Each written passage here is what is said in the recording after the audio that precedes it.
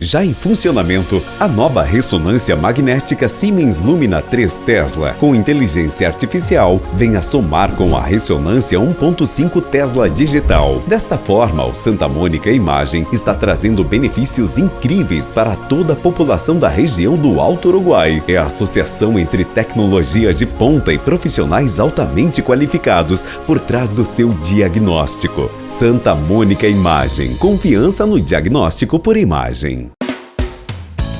Você faz parte do Clube Master? Tenha descontos exclusivos em produtos selecionados. Baixe o aplicativo e veja como é fácil economizar. Vem pro Clube Master. Tá no Master, tá em casa. O Hospital Unimed Erechim é para todos. Todos que escolhem um jeito mais humano e moderno de cuidar da saúde. Muito além do prontuário, o nosso foco é na pessoa. Um hospital cooperativo que dedica-se ao bem-estar de cada indivíduo. Que olha para frente, mas está sempre ao seu lado. Que usa os melhores recursos para aproximar as expectativas mais otimistas. O Hospital Unimed é para você, é para todos.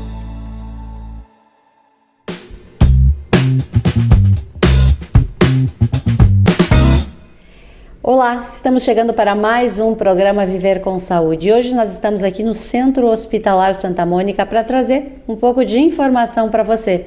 E lembrando que a Santa Mônica Imagem é o nosso parceiro aqui no programa Viver com Saúde. Então, sempre que você precisar fazer um exame de imagem, a Santa Mônica Imagem possui os equipamentos mais modernos da atualidade. Então, entre em contato com a Santa Mônica, agende os seus exames, agende suas consultas aqui no Centro Hospitalar e tenha qualidade na sua saúde. E hoje nós vamos falar de um tema que é bastante importante e que chama atenção nesta época mais fria do ano, que são os tratamentos aí com a nossa pele, com a nossa saúde vascular. E para falar um pouquinho sobre este assunto, nós estamos aqui no consultório do Dr. Marcelo Lopes, que é cirurgião vascular. A gente vai falar com o doutor agora sobre estes temas importantes. Doutor, obrigada por nos receber aqui para falar desse assunto que é extremamente importante. Sim, muito obrigado pela oportunidade de estar falando também com vocês, falando com a população também, isso é bastante importante. Pois é, doutor, esfriou um pouquinho, a gente mudou a forma de se vestir, aquela preocupação em melhorar o aspecto da nossa pele para o verão, tratando os famosos vasinhos que surgem principalmente nas mulheres. Por que a gente tem esses vasinhos e por que esta é a melhor época? Certo. Então, os vasinhos, eles são uma consequência genética e uma consequência postural. Então, não significa que a gente vá deixar de ficar em pé, mas não é uma coisa que a gente possa mudar também. E a gente também não pode mudar a nossa genética. Então, por que as pessoas têm os vasinhos? É genético e é postural. Então, é uma coisa que é de cada um, da família de cada um, da sua própria saúde, enfim, da sua própria constituição. A melhor época para se fazer o tratamento dos vasinhos, pode fazer no verão também, mas a melhor época para se fazer, devido à exposição ao sol ser reduzida durante o inverno, é fazer esse procedimento no inverno. Por quê? Porque durante o inverno não tem tanta exposição ao sol e acaba que pode ter algumas manchas na pele que podem ficar se a gente se expõe ao sol, principalmente quando faz o tratamento com espuma. Então, o ideal é fazer no inverno, pode fazer no verão também, mas o ideal é fazer durante o inverno. Qual a diferença do vasinho e das varizes e qual é a consequência de se ter um ou outro? Na verdade, eles fazem parte da mesma doença, que se chama insuficiência venosa crônica. A insuficiência venosa crônica, inicialmente, ela vai se manifestar no primeiro grau com os vasinhos e no segundo grau, terceiro grau, a gente divide em seis níveis, mais ou menos, né? Ela vai se manifestar com a varize, que nada mais é do que uma veia dilatada e tortuosa, e essa veia dilatada e tortuosa aumenta a pressão dentro dos membros inferiores e pode até causar feridas, úlceras na perna também. Então, todos eles fazem parte do mesmo espectro da doença, só que em graus diferentes. E esses graus diferentes, eles vão ser tratados também de maneiras diferentes. Até então a gente ouvia muito dizer que o salto era o grande vilão nessa história. Realmente é o salto o problema das varizes? Não, o problema das varizes não é o salto. As varizes, como eu falei anteriormente, é genético e postural. Então, um dado interessante que a gente pode ter também em relação à questão postural, as pessoas que trabalham muito em pé, né, às vezes ficam pensando, não, mas eu tenho que ficar deitado, não posso mais trabalhar em pé. Não significa isso. Se a gente for ver evolutivamente, os animais que andam de 4, alguém aqui já viu um cavalo, um cachorro, algum bicho de varizes? Não tem, porque eles distribuem o peso, né, entre os quatro membros, né? Evolutivamente, a gente ganhou muito em estar caminhando e andar de pé, né? Então ninguém vai deixar de andar de pé. Então isso é uma coisa que não é uma coisa que a gente pode mudar. E também a questão genética, como eu falei anteriormente. O salto, ele não faz parte disso. A mulher pode usar salto bem tranquila também, que não é isso a causa das varizes. Coisas que se pode fazer para evitar as varizes seriam, não que isso vai ser extremamente funcional, né? Mas algumas coisas que se pode fazer para evitar as varizes é o exercício físico, o exercício de panturrilha, que aumenta o retorno venoso, e eventualmente para quem já tem dor nas pernas e sabe que tem varizes, o uso da meia elástica quando trabalha muito tempo em pé. Mas são coisas que elas ajudam um pouco. Se pede o que eu posso fazer para evitar varizes, pode fazer isso, exercícios de panturrilha, caminhada, corrida, né? E eventualmente o uso das meias elásticas. Mas sendo uma doença que não tem fatores que são controláveis por nós, basicamente é só isso. Doutor, quando a mulher precisa se submeter, e o homem também, a um procedimento cirúrgico para retirada dessas varizes, o que acontece lá na perna? Vai nascer outras para substituir essas que foram retiradas? Como é que funciona essa questão? Certo. Essa é uma dúvida bastante comum que as pessoas têm, que se eu tirar essa veia, que veia que vai fazer, né, a função dela? Sim. Então, é uma explicação técnica para a gente conseguir entender isso aí, mas a gente tem um sistema venoso chamado superficial e tem um sistema venoso chamado profundo. As veias que a gente mexe são as veias do sistema venoso superficial e a gente realmente não quer que elas estejam ali. Se elas estão ali e elas estão dilatadas e tortuosas, portanto formando varizes, ou se essa fena está insuficiente, significa que essa veia não tem mais uma funcionalidade. Então a gente tirar ela não vai fazer diferença nenhuma na circulação. Na verdade, não vai fazer diferença nenhuma de faltar na circulação. Pelo contrário, ela vai melhorar a circulação, porque daí o sangue vai todo pelo sistema profundo. E o sistema profundo, esse sim, ele funciona, em geral, ele funciona normalmente, e essas veias a gente nunca mexe. Então não vai ser mexido. Então aquela veia que a gente vai tirar, ela não vai fazer falta. Quem vai fazer toda a função de bombear o sangue de volta para o coração vai ser o sistema venoso profundo. Feito esse tratamento, algumas mulheres alegam que ela volta, com o decorrer do ano, volta todo aquele problema que já tinha. Por quê? Os hábitos continuam os mesmos, falta de cuidado? Como é que o médico interpreta isso? Sim. Na verdade, não é falta de cuidado da paciente, nunca é culpa da paciente que volta, porque, como eu falei anteriormente, é genético e é postural. O que a gente consegue mexer é aquilo que já se estabeleceu, né? Então a gente vê ali, tira essa fena, se essa fena é a causa, tira uma veia perfurante, que é uma veia que comunica o sistema superficial com o sistema profundo também, mas são coisas que a gente só consegue fazer quando elas aparecem. Então, no momento que elas estão ali, a gente vai ali e faz. Agora, no momento que elas não estão mais ali, não tem o que fazer. Porém, como a questão é genética e é postural, elas podem voltar. Existe um dado que diz que em 5 anos, 100% dos vasinhos retornam. Por outro lado, as varizes, quando a gente trata o sistema, tira essa fena, se for a causa do problema e trata cirurgicamente, ou com espuma, ou com laser, a tendência é voltar muito menos. Pode voltar, mas volta menos. Agora, os vasinhos, eles sempre voltam. Então, o tratamento, infelizmente, não é um tratamento curativo, é um tratamento paliativo. A gente vai lá, seca o vasinho, né, e daqui 1, 2, 3 anos a pessoa vai ter que fazer de novo. A cirurgia de varizes, existem pessoas que fizeram várias vezes cirurgias de varizes. Isso é uma coisa que pode acontecer, pode retornar, mas ela retorna muito menos. E com um tratamento adequado, tratando os locais onde se estabelece o refluxo, que é a causa das varizes, a gente vai ter um resultado muito melhor. A tendência de voltar é menos, mas não significa que o paciente não se cuidou, ou que foi culpa do médico, que não tirou tudo, não. Na verdade é uma coisa postural e genética.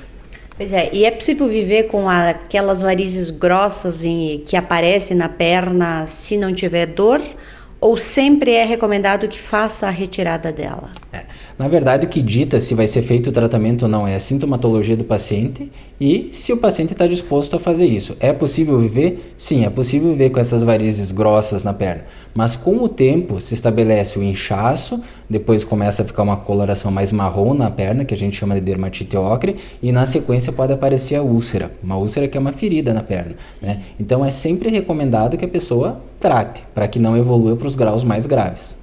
Pois é, e falando um pouquinho agora desses graus mais graves, nos últimos dias tem se ouvido falar muito sobre a erisipela, que também é uma doença da sua área. Por que algumas pessoas que não são obesas, que aparentemente têm uma saúde equilibrada, têm esse problema? A erisipela, ela significa inflamação da pele. Ela tem 2 componentes, depende, daí é uma coisa bastante técnica que os componentes eles acabam se dividindo a erisipela e a celulite. Então a celulite teria uma profundidade diferente do que seria a erisipela. Mas de uma maneira geral vamos chamar de erisipela. A erisipela é a inflamação da pele e ela não tem uma relação com a obesidade, mas ela tem relação principalmente com portas de entrada dentro da pele. Então se a gente for pegar a causa da erisipela, em geral, ela é as frieiras, em geral são frieiras ou ferimentos no pé. O que acontece? Eu estou mostrando a mão aqui, mas seriam ferimentos no pé. Sim. E essa porta de entrada vai entrar uma bactéria, que em geral é uma bactéria gram-positiva, que a gente chama que é o Staphylococcus, principalmente, ela vai entrar na pele e vai causar essa infecção. Então, o que é recomendado na erisipela? Claro que as pessoas obesas têm uma chance maior de ter, né? As pessoas que não se cuidam têm uma chance maior de ter, mas uma pessoa magra pode ter também. O recomendado é sempre secar bem entre os dedos e quando aparecem as famosas frieiras, que a pessoa possa estar tratando também, possa estar tratando com um antifúngico tópico ali e secar bem entre os dedos, para não acontecer da bactéria poder entrar ali entre os dedos e subir. Pois é, nós estamos vivendo aí um período bastante conturbado no Rio Grande do Sul, que é as enchentes. E a gente percebe a quantidade de voluntários que estão se deslocando para essas regiões. Porém, esses cuidados nem sempre entram na rotina diária. Essas pessoas possivelmente, se não cuidarem, se não tiverem atenção para a hora de secar os pés, terão problemas daqui a alguns meses? Na verdade, nem seria daqui a alguns meses. Esse problema se estabeleceria nesse momento já.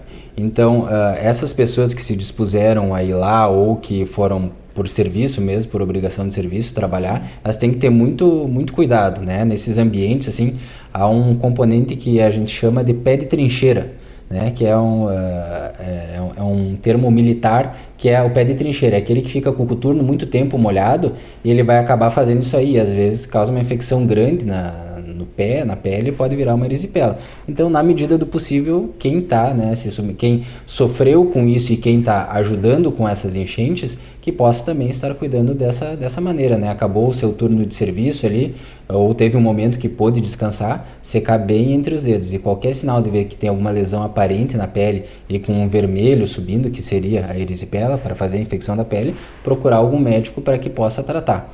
A gente sabe que as condições não são as ideais, né? E dentre várias outras coisas, a gente tem também doenças bem mais graves que a erisipela, que é a leptospirose também, que pode entrar pelos cortes ali no pé.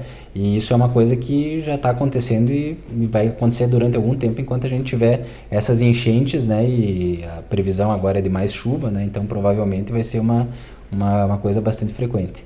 Pois é, e falando um pouquinho, doutor, do tratamento, a pessoa que tem ali uma erisipela, percebe que a pele está mais vermelha, que sente aquela perna cansada, pesada, às vezes dormiu a noite toda, o corpo esticado, mas já acorda com aquele desconforto na pele, nas pernas, precisa ter uma atenção especial para essa região? Em geral, o cansaço nas pernas, ele surge quando a pessoa fica bastante tempo de pé. Então, em geral, ele surge no final do dia.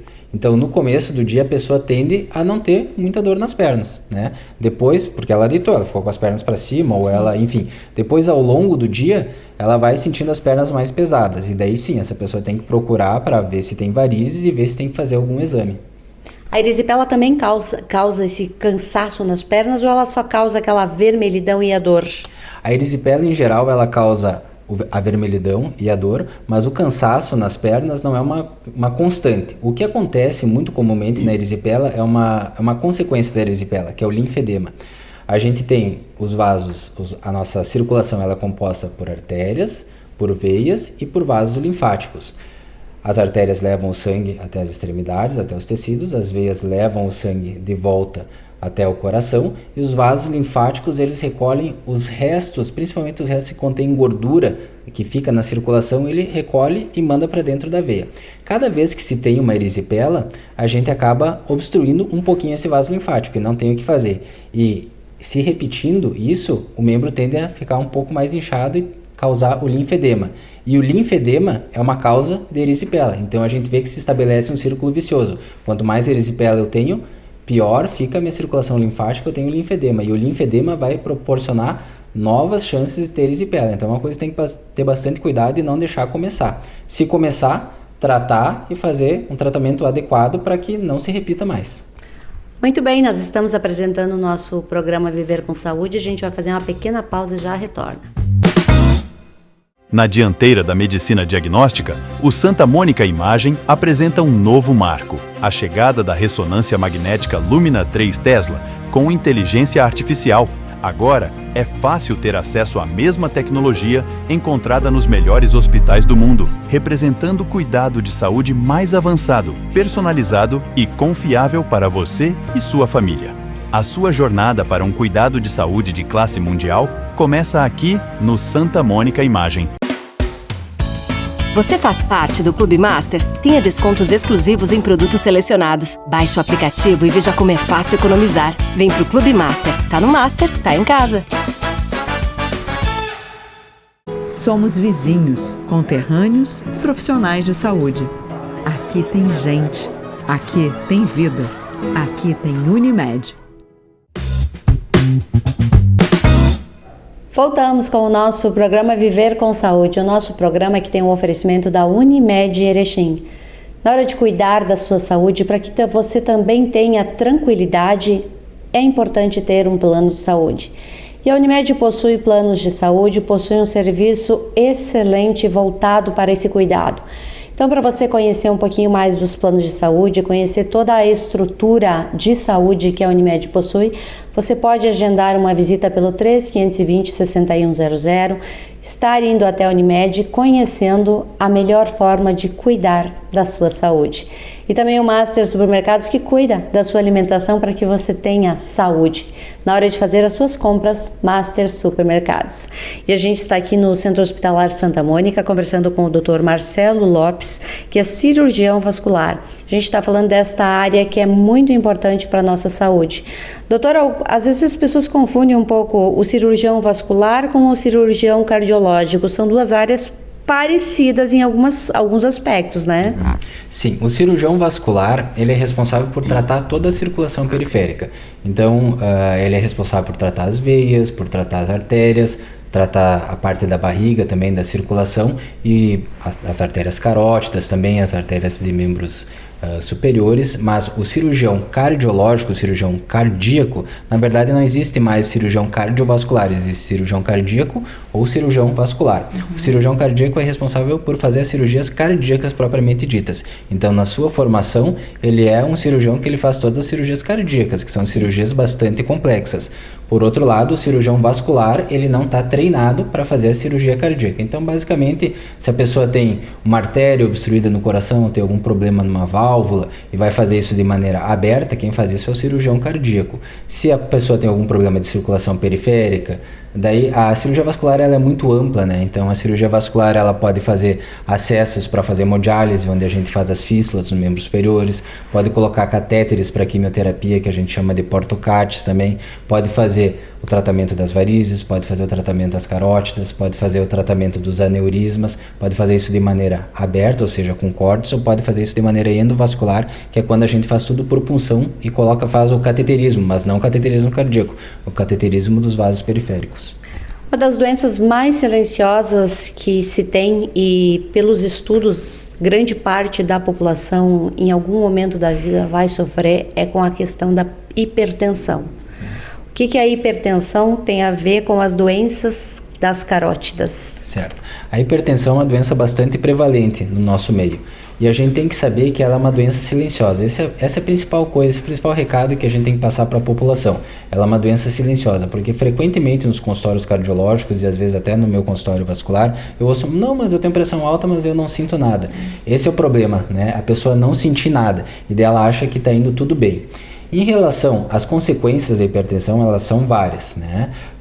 Uma consequência, mesmo que o assunto nesse momento seja as carótidas, mas uma consequência muito comum da hipertensão é perda de função renal e precisar fazer uma hemodiálise, e depois é uma coisa que acaba entrando na minha área, daí eu tenho que fazer uma fístula para a pessoa fazer hemodiálise, e esse rim provavelmente ele não vai voltar, mas é uma hipertensão de longo prazo e não tratada. Então isso que é importante saber. Se a pessoa tem hipertensão, tem que tratar e tem que estar dentro dos níveis pressóricos. Em relação às carótidas, a hipertensão é a principal causa de doença carotídea, assim como o tabagismo, como a obesidade, como o colesterol também, é uma causa bastante importante. E depois que se estabeleceu a doença carotídea, hoje a gente tem vários tratamentos bastante efetivos para as carótidas que não são cirúrgicos. Então a terapêutica clínica, ela evoluiu muito. Então dá para tratar essas placas das carótidas com remédios. Mas chega um momento em que a carótida, assim como a hipertensão, também é uma doença silenciosa, ou seja, uma doença silenciosa causou outra doença silenciosa, e isso vai culminar em pode acontecer daquela placa que ficou na carótida,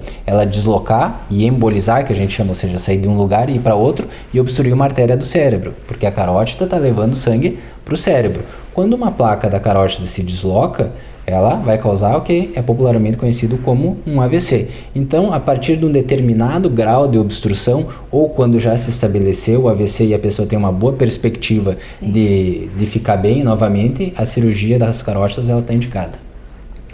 Doutor, outro problema também importante que a gente precisa falar aqui é sobre a trombose.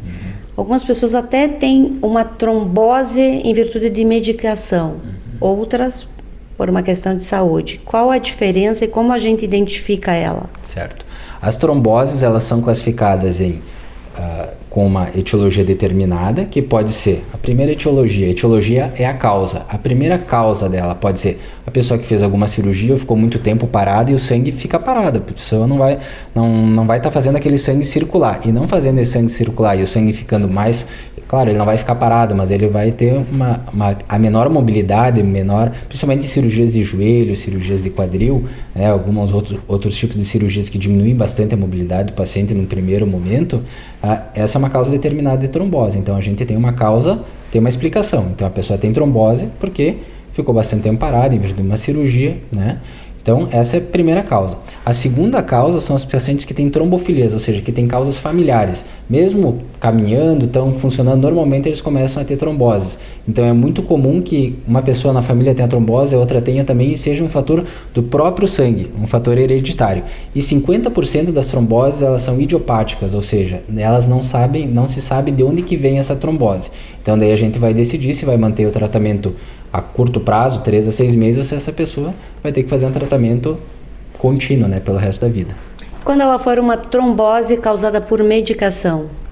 Quando for uma trombose causada por medicação, na verdade fica até mais fácil, porque daí a gente sabe a medicação e a gente retira a medicação e vai fazer o tratamento por 3 a 6 meses. A gente tem ouvido bastante falar também em relação ao Covid, que é uma coisa que se controlou, um problema que já se passou, mas muitos pacientes me perguntam o porquê que a vacina pode dar trombose, né? Então, a trombose, na verdade, ela não está relacionada com a vacina. O Covid em si, a doença em si, ela era relacionada à trombose. De fato, a gente viu que várias tromboses ocorreram na pessoa que tinha o Covid. Agora, a vacina não se consegue atribuir exatamente, não tem um estudo, não tem nada que consiga atribuir a vacina do Covid às tromboses. Mas pode, de repente, a pessoa que nunca teve nada vir a óbito por causa de uma trombose que se desenvolveu de repente? Pode acontecer. A pessoa nunca teve nada e teve uma trombose. A trombose não mata, a trombose em si. Porém, o deslocamento desse coágulo que vai estar na perna até o pulmão, ele pode causar uma embolia pulmonar, que é a pior consequência que pode ter na trombose. E a trombose venosa profunda, ela tem 2 consequências. Ela tem a embolia pulmonar, que é o pior que pode acontecer. E a segunda coisa é a síndrome pós-trombótica, porque aquela veia ela não vai mais ficar tão pérvia, e ela é do sistema venoso profundo, como eu tinha falado anteriormente. Então aquela veia ela não vai mais ficar tão pérvia, então a perna tende a ficar mais inchada como uma sequela da trombose. Como que a gente faz para manter uma boa saúde das nossas veias e das nossas artérias, para não ter esses problemas de saúde aí no decorrer da vida? Qual é a sua orientação? Olha, a primeira coisa é evitar as coisas que a gente de fato pode evitar, que são as coisas externas, né? Então, evitar o tabagismo ao máximo, isso vai manter uma saúde vascular muito maior. Fazer exercícios físicos, as caminhadas, o exercício físico aeróbico, são coisas que podem ajudar bastante. E algumas coisas não são culpa das pessoas, mas enfim, tipo, ter hipertensão ou ter o colesterol alto, a pessoa está se cuidando, está magra e tem a pressão alta, tem o colesterol alto, tende a baixar, mas às vezes tem pessoas que não conseguem manter isso controlado. Daí é procurar um médico e fazer um tratamento adequado. Às vezes com medidas dietéticas e exercício físico se controla esses fatores de risco, porém às vezes não se controla e daí nesses casos a gente tem que fazer uso de medicações. Hoje é muito comum se fazer procedimentos cirúrgicos e também a gente percebe aí um avanço muito grande da medicina em tratamentos menos invasivos e que a pessoa se recupera muito mais fácil do que há uns anos atrás. Sim. Essa inovação tecnológica tem chegado ao seu consultório? O senhor tem trabalhado com essas novas tecnologias para dar justamente esse conforto, essa rapidez no resultado final? Exatamente, sim, eu tenho trabalhado no consultório com essas novas técnicas, na verdade que nem são tão novas, ou técnicas menos invasivas. Antigamente se fazia cirurgia aberta para tudo, seja para varizes, seja para a parte vascular arterial, e hoje a gente consegue fazer a maioria dos procedimentos de maneira minimamente invasiva, através de punções, né? Então essas novas tecnologias, elas não só, eu não diria que elas melhoraram os resultados, mas principalmente elas diminuíram a morbidade dos procedimentos cirúrgicos, então a pessoa consegue voltar às suas atividades laborais com muito mais facilidade e com muito menos tempo. Pois todos esses tratamentos aí que chegam aí para facilitar a vida das pessoas, eles podem ser feitos dentro do consultório, alguns outros precisam uma internação hospitalar, mas a rapidez de melhora é bem precoce também. E a possibilidade de refazer esses procedimentos no próximo ano também pode acontecer? Depende do que a gente está falando. Se a gente está falando, por exemplo, em tratar vasinhos, sim, pode ser feito o procedimento no próximo ano, caso eles voltem, porque a causa é genética, ele vai voltar. Agora, em se tratando de cirurgias, né, o que a gente faz no consultório é fazer escleroterapia líquida, ou seja, secar os vasinhos, né, e fazer... Já sai caminhando. Tem que fazer escleroterapia com espuma, é isso que a gente faz no consultório. Em se tratando de cirurgias, a cirurgia é para ela ser resolutiva num momento só. Então, quando se fala de cirurgias arteriais ou se fala de cirurgias venosas, para fazer uma cirurgia. Isso tudo é em ambiente hospitalar. E daí, claro, as cirurgias venosas são cirurgias das veias, são muito menos complexas, a parte venosa. O consultório vascular ele é composto 90% por patologias venosas e 10% por patologias arteriais. Por outro lado, as patologias arteriais elas tendem a ser muito mais complexas, e as internações elas acabam sendo mais longas e as cirurgias também são mais complexas. Pois tu falaste aí sobre a doença arterial e às vezes a gente confunde o que é carótidas, o que é uma doença vascular com a arterial, que são as artérias. Tudo, de certa forma, está interligado para que se tenha qualidade e saúde, mas ela tem risco? As artérias, a carótida, por exemplo, ela é uma artéria. As artérias dos membros inferiores são artérias também. Então, quando a gente fala de patologia venosa, a gente está falando de trombose e está falando de varizes, que é insuficiência venosa crônica. Todo o resto a gente coloca dentro do arterial. Sim, e na hora de fazer o exame também se analisa todo esse conjunto, porque às vezes o paciente vem buscando uma solução e o problema está em outro lugar. Exatamente, então a parte da história clínica, né, a gente conversa com o paciente, faz a anamnese, que é a conversa com o paciente, e o exame físico que a gente faz no consultório, a gente já consegue definir se a patologia é arterial ou se a patologia é venosa. E daí, se for necessário fazer algum exame, a gente direciona para fazer o exame arterial ou venoso. Ou já pode tratar, fazendo o diagnóstico no consultório, já dá para tratar direto sem fazer nenhum exame. Depende muito da patologia que está sendo avaliada. Doutor, quais são as suas orientações para que a gente tenha essa saúde tão esperada, que é com qualidade, para poder caminhar, para poder dançar, para poder fazer exercício físico, e que às vezes, pelos nossos hábitos, a gente acaba sendo impedido? Quais são as suas dicas aí pra gente, principalmente as pessoas mais jovens aí que tem toda uma caminhada pela frente e não se preocupam com esse cuidado todo? Eu diria assim, o primeiro ponto é aquilo que eu falei anteriormente, evitar o tabagismo, todas essas coisas, caminhadas, né, cuidar do corpo, mas não de um ponto de vista estético, mas cuidar, claro, a estética é importante também, mas cuidar da sua saúde, ficar magro, enfim, para poder ter uma saúde longa, porque eu tô com 38 anos, por exemplo, agora, eu já não tenho mais o vigor, por exemplo, que eu for ver de quando eu tinha 20 anos, e quando eu tiver 60 anos eu não vou ter o vigor que eu tenho com 38 anos, então é natural que a nossa disposição para fazer exercícios, para fazer as coisas, ela diminua. Mas o que define, assim, as pessoas que vão viver bem e as que não vão viver bem, com exceção de coisas que a gente não pode evitar, como tumores, como algumas doenças, né? São aquelas pessoas que se cuidaram nessa fase, né? Se cuidaram, assim, dos 38, 50, 60 anos, eles vão chegar lá nos 80 anos e eles, claro, que não vão estar com uma saúde 100%, mas vão estar o melhor que eles podem. Então, a primeira coisa são as coisas que a gente pode fazer, como pessoa, não envolvendo médico, né? Que todo mundo já sabe o que tem que fazer. Sim, A segunda coisa é fazer exames regulares, porque tem muitas doenças, como eu falei anteriormente, no caso da hipertensão, que são silenciosas. Então, uma vez por ano se faz um check-up.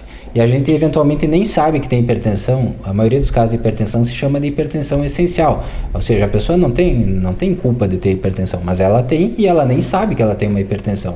Então, tem que ir no médico, fazer a verificação da pressão arterial, ver os exames de sangue, do colesterol, e a partir de então, né, feitos os exames, feita a avaliação, vão ser controlados esses fatores de risco. E não esperar para ir no médico uma vez a cada 5 anos, mais ou menos, que em 5 anos pode se desenvolver um problema grave. Então, faz uma avaliação anual, né, vai lá, faz todos os exames que tem que fazer e vê como é que está indo. E se tem alguma coisa que pode ser mudada, ela já vai ser mudada no começo.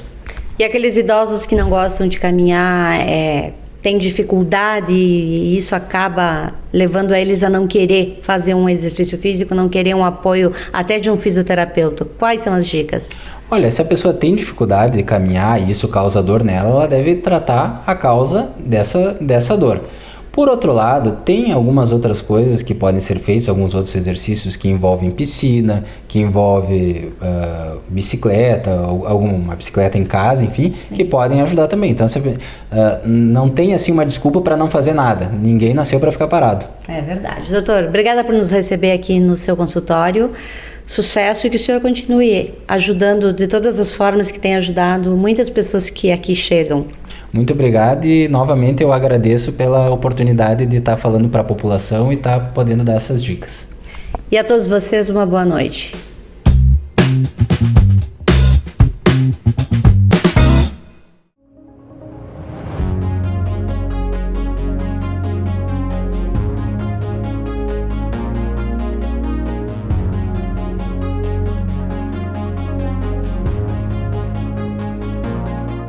Já em funcionamento, a nova ressonância magnética Siemens Lumina 3 Tesla, com inteligência artificial, vem a somar com a ressonância 1.5 Tesla digital. Desta forma, o Santa Mônica Imagem está trazendo benefícios incríveis para toda a população da região do Alto Uruguai. É a associação entre tecnologia de ponta e profissionais altamente qualificados por trás do seu diagnóstico. Santa Mônica Imagem. Confiança no diagnóstico por imagem. Você faz parte do Clube Master? Tenha descontos exclusivos em produtos selecionados. Baixe o aplicativo e veja como é fácil economizar. Vem pro Clube Master. Tá no Master, tá em casa. Quantas vezes você ficou frente a frente com você mesmo?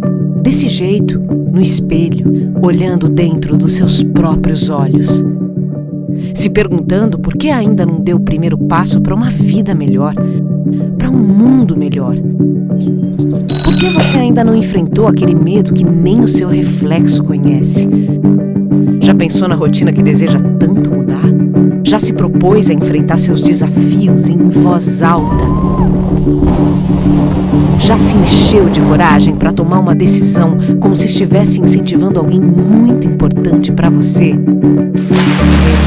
Mudar um hábito é criar consciência e é o melhor conselho que você pode se dar. É o momento de pegar na sua própria mão e falar: vem comigo. Busque uma versão ainda melhor de si mesmo.